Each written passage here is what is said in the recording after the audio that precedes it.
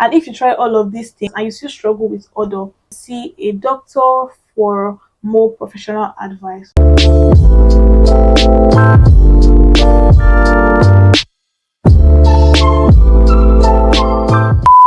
Hi loves, welcome back. If it's your first time seeing this beautiful face, hi, my name is Mary Agim. Please don't make today your last by subscribing to me and liking this video. Turn on post notification as well.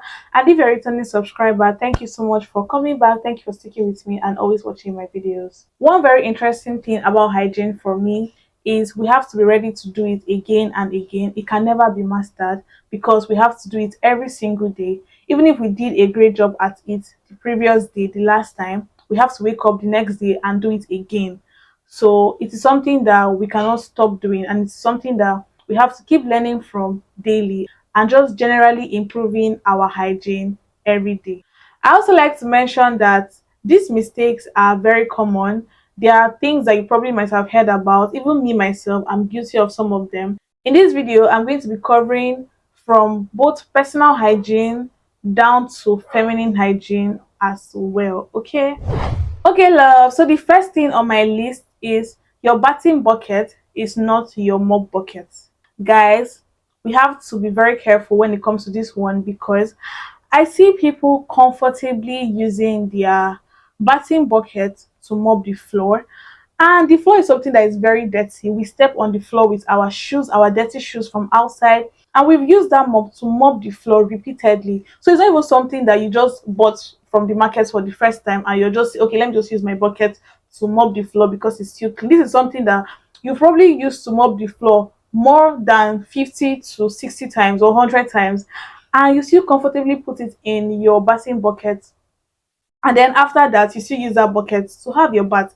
And then when you now have like skin reaction, you're not asking, oh, where is all of this reaction on my skin coming from? It is because you're using the same bucket that you're using to mop the floor to have your bath. There are lots of bacteria in that mop already. The fact that you've already used that mop to mop the floor, that you've put your dirty shoes on, a lot of bacteria have already entered that mop. So when it comes to our mop buckets and our bathing buckets, let's try to have personal buckets for mopping and personal buckets for bathing. I also see people use their hands to squeeze the mop after mopping the floor. Guys, please, the shifter is there for a reason. So instead of using your hand to squeeze, please just use the shifter. If the shifter is bad, go and get another one before you come and mop the floor. Okay? The second thing on my list is sharing your hair tools, especially combs when you go to the salon. Guys, 1,001 people walk into the salon to get their hair done on a daily basis, and you do not know the hair condition of these people. So using salon combs is most likely going to give you hair infections like dandruffs and lice, especially when you go to a salon that doesn't take their time to clean their tools and sanitize these things. So I'll advise that you have your own personal comb, have your own personal hair tools, so you can take out time at your own space to clean these things and wash these things so that you'll be in control of what goes into your hair and all of that. The next thing on my list is sharing your lip gloss with other people. Sometimes when I tell people that I don't share my lip gloss, it comes off as rude. Like, I can give you my lip gloss to apply, I can put some on your finger for you to apply on your lips, but I cannot give it to you to put on your lips directly and then collect it and apply on my lips directly. It just is very uncomfortable for me. And even when I ask someone for their lip gloss, which I barely even ask anybody for their lip gloss because I'm always with my lip gloss, because lip gloss is an essential for me, and I don't even see the need of sharing other people's lip gloss. Even when I go to makeup artists, I make sure that they put it on something to apply on my lips, because I do not like to share my lip gloss, and I feel like we shouldn't be sharing our personal lip gloss with other people. If we must share, let's put it in our finger and apply, because again, we do not know how other people take care of their lips. We do not know what comes in contact with their lips, so we want to be very careful when it comes to sharing our lip gloss. So the next one on my list is not washing your hands immediately after sweeping and mopping. I feel like this is by far the most common hygiene mistake that most people make every day.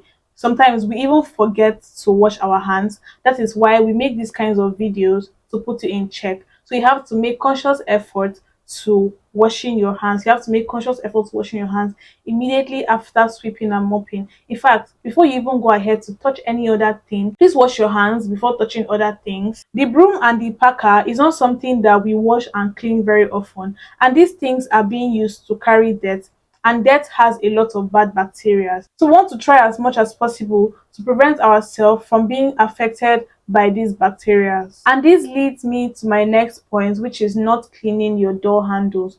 Okay, let's say for example, you finish sweeping and you go to return the broom to where it rightfully belongs, and there is no water handy for you to wash your hands, so you have to open the door first before you return the broom. So now you've opened the door with your dirty hands, so automatically that door handle has become dirty, and this can be done repeatedly. So please guys, take out time to clean your door handles. It is so important, and this is something that a lot of us do not pay attention to, and it's as simple as just using a hand sanitizer and a paper towel to wipe. So the next one is, I think we are on the sixth one, is not taking out hair from your underarms. What are the benefits of taking out hair from your underarms? It helps that area, it keeps that area clean and fresh, and it helps you to avoid excess sweating. So if you're somebody that sweats a lot, when you take out hair from that area, the rate at which you sweat reduces. And if you're someone that has been struggling with odor, I think this is something that you should consider. Try to take out hair from your underarms as often as you can. For me, I take out hair from my underarms every week. And one of the very easy ways to avoid bad odor in that area is when you take out hair from there and keep that place clean, and obviously using deodorant. So if you struggle with odor, try to bath very often, take out your hair, take out the hair that is there, you use deodorant. And if you do all of these things and you still struggle and that place is still smelling bad, I feel like you just have to see a specialist. Okay, so the next one is using flowery or scented soap down there, that is your girly area. Guys, studies have shown that water works, okay, and doctors and specialists in this area have shared that water gets the job done. But if you must use something, if you must use a soap, please use something mild, something that is unscented, something that is designed specifically for that area. And also know that that area is self-cleaning, that area actually cleans itself, and there are good bacteria and bad bacteria, so you want to be careful with what you're using there so that you don't go and kill the good bacteria that keeps that area stable. So the next one is not using cotton underwears. Guys, cotton underwears are so comfortable, they are breathable, and they can absorb moisture, they can absorb excess moisture, and they can also help to remove build up heat, to prevent odor from that area. So you want to consider using cotton underwears a lot, especially if you struggle with odor around that area. And also, when is that time of the month, you want to make sure that you're only using cotton underwears, okay? And if you try all of these things, if you try using cotton underwears, you try using water to wash your girly area and all of that, and you still struggle with odor, I'll advise that you see a doctor for more professional advice. So the next one is never work out after shaving. Again, if you're trying to prevent odor, you're trying to prevent bumps around that area, you want to consider this one, because that area is actually very sensitive and it is very delicate. So you want to treat it with as much care as possible. So when you finish shaving, try not to work out for like 1 to 2 days, and allow that place to breathe and feel comfortable again before you work out. So the last one on my list is not cleaning the items that we use daily. Items like our phone, our handbags, our chargers, our power bank, our Wi-Fi, just basically things that we put in our handbags when we go out, and things that we drop outside and carry back inside our house. Like I already mentioned, the whole door handle thing. Let us also be conscious about cleaning items that we use very often. Your phone, when you go outside, you can give your phone somebody to put their number. You can drop your phone on a dirty surface. So when you get back home, try to clean your phone. It doesn't take anything. You just use a paper towel and your hand sanitizer to clean, and it takes away all the dirt. Okay, my loves, we've come to the end of this video. Thank you so much for watching. If you're still here, please don't forget to like this video, subscribe to me if you're not yet subscribed, and I'll see you guys in my next one. Bye.